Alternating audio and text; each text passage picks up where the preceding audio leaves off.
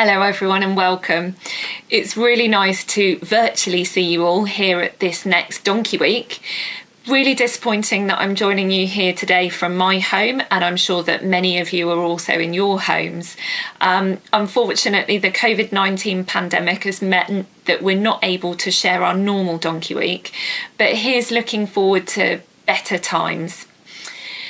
Despite that, I want to today share with you some of the developments that have been happening here at the Donkey Sanctuary, and to talk to you about why I think donkeys and mules are so important, and some of the things that they're still facing here in the UK, and some of the things that we're trying to do to improve the situation for them. So many of you will probably recognise me. I've been at the Donkey Sanctuary for nearly 17 years and have had the pleasure of attending many Donkey Week talks and Donkey Week days out on the farms. Some of you will remember me talking about our research and about donkey nutrition, which is something that I'm really interested in. My job is currently as Executive Director of Equine Operations, which means that I oversee all of our farms, our welfare, our veterinary work, our research and operational support teams here in the UK, in Ireland, and our colleagues in Europe. So I like to think that I have the best job of all because I get to focus on all things donkey and mule. My first experience of the Donkey Sanctuary came when I was 7 years old, and I often think that coming here and talking to you today as Exec Director of Equine Operations is really the fulfilment of a little girl's dreams. So I was 7 when I first went to the Donkey Sanctuary, and that was back in the days of Blackie Star. Some of you will remember the story of Blackie Star or may have read about it in Dr. S's books. So this was a donkey who unfortunately was part of the awful Perapalo festival in Spain. And after that festival, he was brought over by Dr. S and a number of her supporters to come and be retired at the Sidmouth Sanctuary. Now, meeting Blackie Star and hearing about his situation and seeing the work of the Donkey Sanctuary really inspired that little girl. And I have had a lifelong love of all things long-eared and hooved. So donkeys and mules are my passion, and to be able to work with them every day is just amazing. So what am I going to talk to you about today? Well, I want to talk to you about the why, the what, and the how.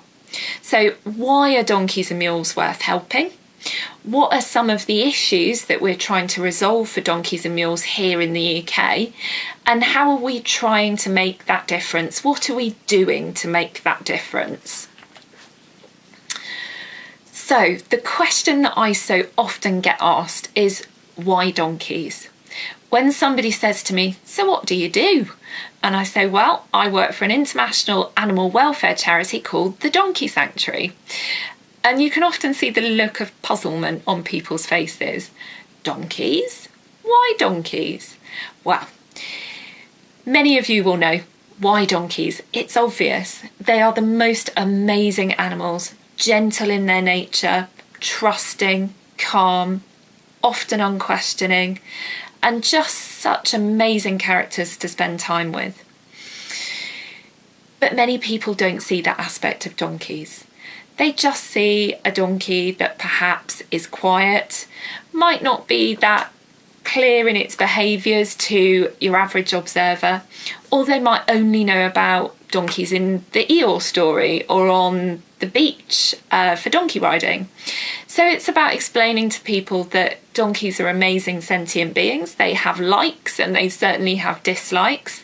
They develop long-term, often life-lasting companionships with other donkeys. They are easily trained. And they're just such wonderful characters. Their gentle nature is so clear. When you see a child interact with a donkey, it's something of great pleasure. And the way that they so gently ask for that interaction, and their selfless work for us all over the world.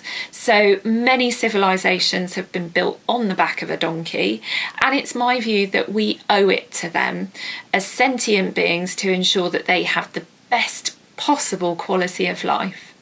So for me, the answer is obvious. Why donkeys? Because they deserve our care. And the next category is why mules?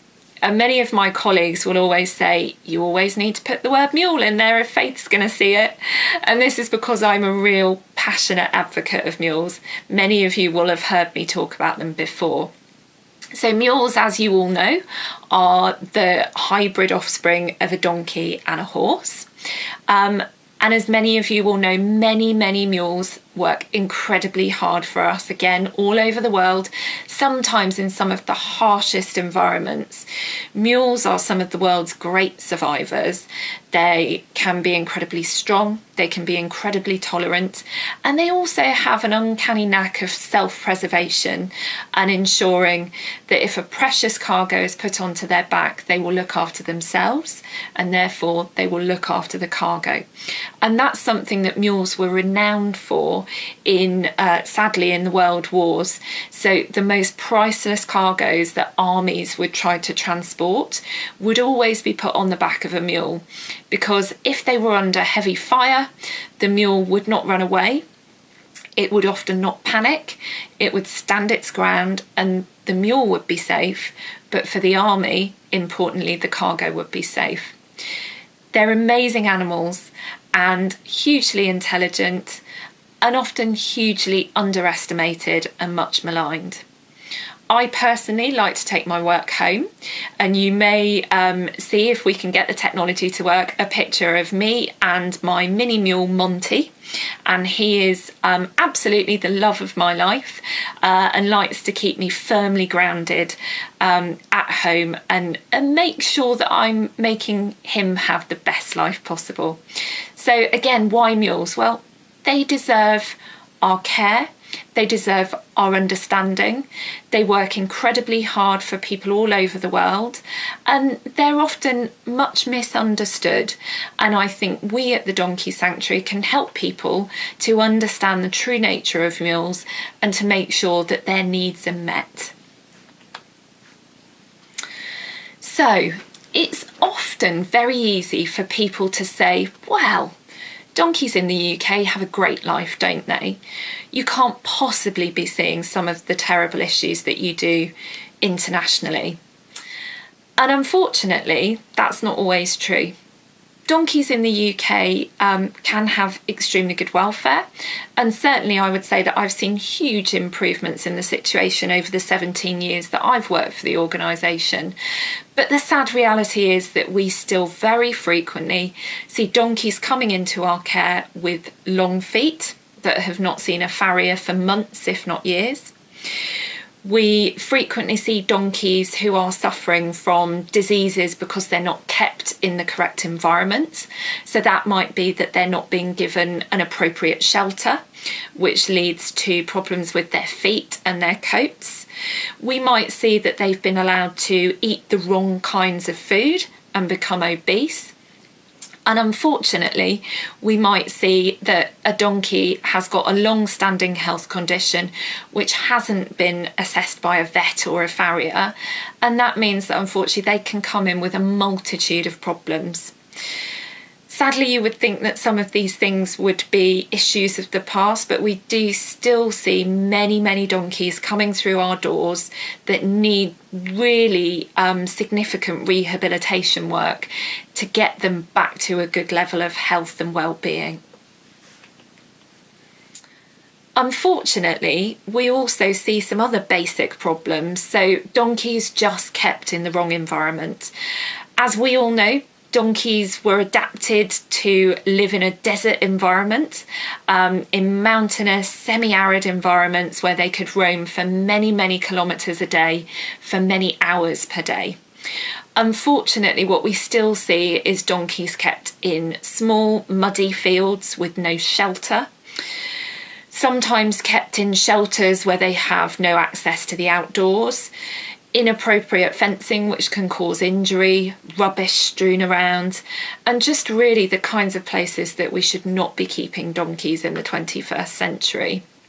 So again, these are issues that are easy to fix, but are still very much a reality for some donkeys here in the UK, and of course many donkeys across the world. And sadly, the issue that we really do see quite commonly, and which causes us great concern, is that people don't understand the true nature of donkeys. So we obviously can focus upon the physical well-being of the animal, making sure that their health needs are taken care of. We can make sure that the environment that they live in is clean and appropriate, that they're being fed the appropriate food and have access to water. But something that we see is a lack of respect by some individuals for the nature of donkeys and their behaviour. So not understanding that certain events, for example, a donkey derby, might be incredibly stressful for a donkey, particularly those that have not been trained appropriately and who may not be well suited to a certain kind of work. Or perhaps the use of inappropriate training techniques or inappropriate force, as sadly we do still see. And finally, the fact that donkeys are individuals. They all have different wants and needs. They all have different things that make them happy, and perhaps different things that might make them anxious or scared. And it's about being respectful of those differences and making sure that when we're looking at how a donkey's kept, that they've got an appropriate companion. So donkeys love the companionship of other donkeys, and that's something that we're very passionate about, as you all know, that donkeys should have that appropriate companionship wherever they're kept. So how are we helping donkeys here in the UK? I've just talked to you about some of the issues that sadly we still see, but it's really about what are we doing to improve the welfare for those donkeys? So the first thing is that we want to focus on providing wonderful homes for all of the donkeys that need our support. So a wonderful home could be a place on one of our sanctuary farms. So for some donkeys, the best place that they can come to is one of our sanctuary farms, either temporarily while they have a period of rehabilitation for medical issues, or perhaps to be trained for our guardian scheme. Some of them will always stay on our farms. They may have complex needs, either behavioural or health needs, that mean that a place here with us, in our care, under the expert eye of our staff, is the best place for them for the rest of their lives. Some of our donkeys or our mules are best suited to going out on our guardian scheme, and we're really excited to see how many people can offer donkeys a really good home out in the community. And much of our focus as we move forwards is going to be supporting new guardians to come onto our scheme and to hopefully have that lovely pair of donkeys. But also making sure that we really value and support the guardians that we already have. They are such an important part of our organisation, and we really want to make sure that they have all of the information and resources that they need to continue to give a great home to our donkeys. And finally, another aspect of what we do is to make sure that we support private donkey owners. So donkey owners that might come to us needing some assistance, advice, knowing how to access our resources or our experts that could be on hand to answer their questions. Again, making sure that we're there for them so that perhaps donkeys can stay with them rather than having to come into sanctuary care. The next aspect of what we do is to improve knowledge. So we're lucky to be absorbed in donkeys all day, every day. And from that experience comes a huge amount of knowledge and expertise.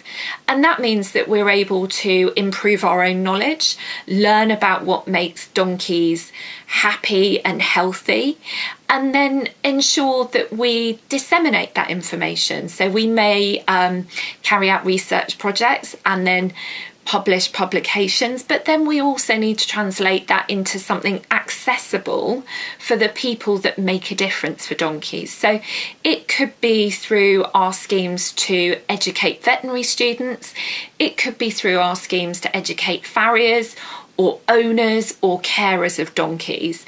So it really is about making sure that people can use their knowledge and expertise to make good decisions for donkeys, to make sure that we improve their welfare.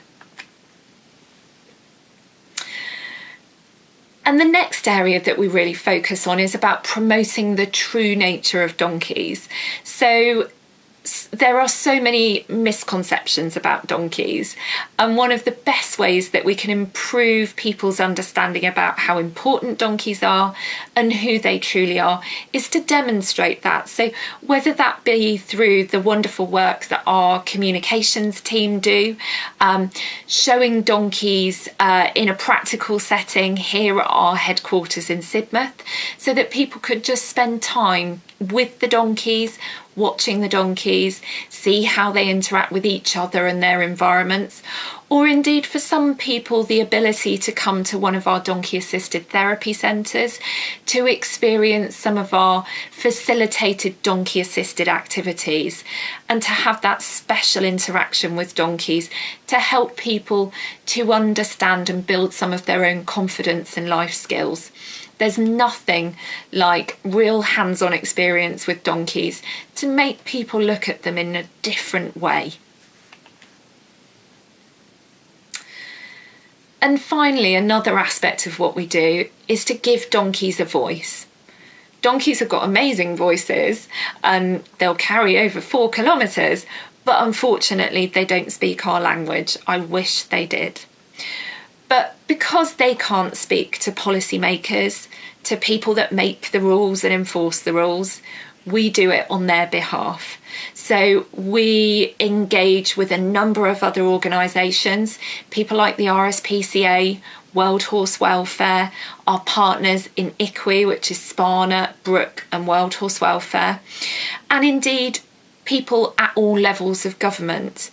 And we engage with these partners and collaborators to make sure that the voice of donkeys is heard. So for example, when DEFRA were redrafting their code of practice for the welfare of horses, ponies, donkeys and their hybrids, we made sure that donkey-specific needs and differences were included clearly within those codes of practice. And we can do that because we have the evidence from our own experiences to say, actually, this is what donkeys need, and this is why, and this is the evidence that we have behind it. So it's making sure that donkeys aren't forgotten, that they have a voice, and that we're a powerful voice to make sure that they are up there, that their needs are recognised, and that where things are not going well, that there's an enforcement that means that we can stop things in their track where it's bad practice, and we can hold people to account for when things are not going well. So it's an interesting point to reflect on what I've just said. Sadly, there are still many issues for donkeys here in the UK, and there's still so much work for us to do. But over the weekend, I spent a little bit of time reading a couple of Dr. S's books, so particularly Donkey Tales and A Passion for Donkeys, and it was really interesting just for me to take a pause and think, yes, some of the issues are still there. We still see long feet. We still see donkeys kept in inappropriate conditions, but the numbers are so much lower, and they tend to be the exception rather than the rule. And what's really exciting is how much more we know about donkeys.